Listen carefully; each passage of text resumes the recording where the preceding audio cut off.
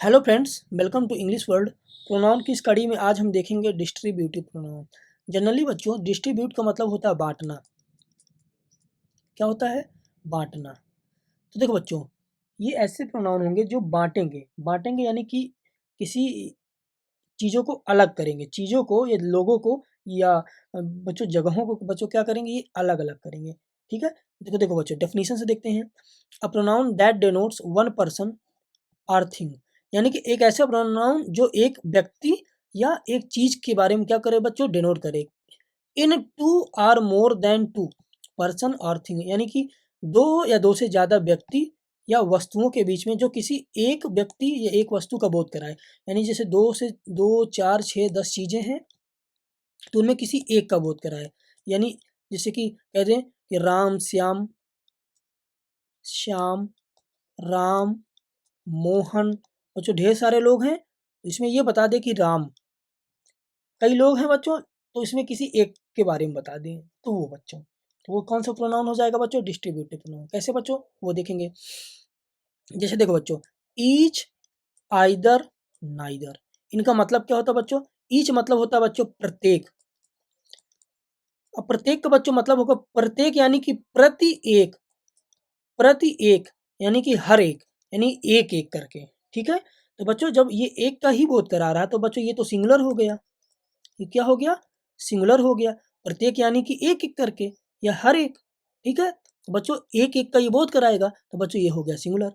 अगर ये सिंगुलर है बच्चों तो इसके साथ कौन सी वर्ब आनी चाहिए बच्चों?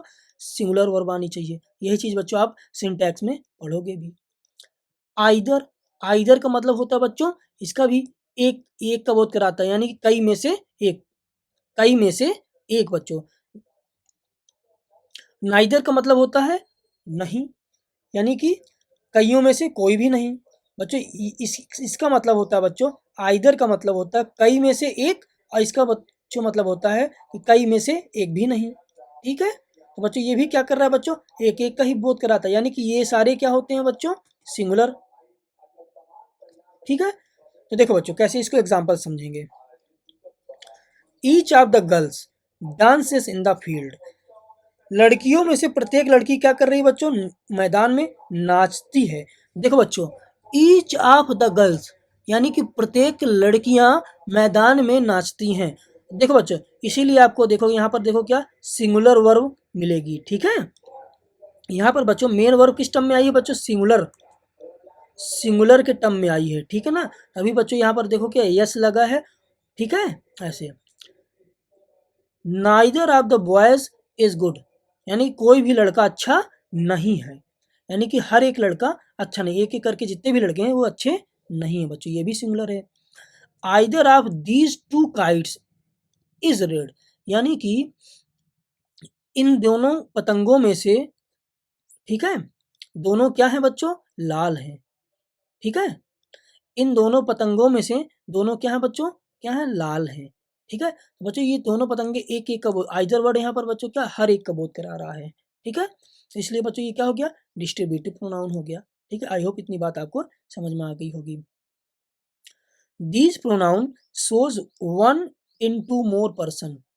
ठीक है बच्चों, ये प्रोनाउन क्या करते हैं बच्चों? कई कई पर्सन में बच्चों या कई व्यक्तियों में किसी एक का बोध कराते हैं। ठीक है, दैट्स वाई, इसी वजह से बच्चों we should use singular helping verb. इसीलिए कारण बच्चों इनके बाद हमें सिंगुलर हेल्पिंग वर्ब का प्रयोग करना चाहिए। We should use the plus plural noun plus singular helping verb after it बच्चों। जैसे देखो बच्चों क्या, मान लो ईच लगा है, इसके बाद बच्चों क्या ऑफ द करके आएगा। उसके बाद बच्चों इसके बाद क्या कोई ना कोई प्लूरल नाउन आ गई, जैसे आ गया बच्चों देखो गर्ल्स, बॉयज। लेकिन बच्चों उसके बाद जो हेल्पिंग वर्ब होगी वो सिंगुलर की होगी, जैसे इज, हैज, डज, ऐसे बच्चों। ठीक है, यानी कि इज, नाइदर, आइदर, इनके बाद कोई ना कोई सिंगुलर हेल्पिंग वर्ब आती है। यहाँ पर देखो बच्चों ये क्या आई हुई है बच्चों? इज, यहाँ पर इज, यहाँ डांसेस, यहाँ पर बच्चों क्या ऐसे। आई होप इतनी बात आपके समझ में आ गई होगी। वीडियो अच्छी लगी हो तो वीडियो को लाइक करें, शेयर करें, सब्सक्राइब करें। धन्यवाद।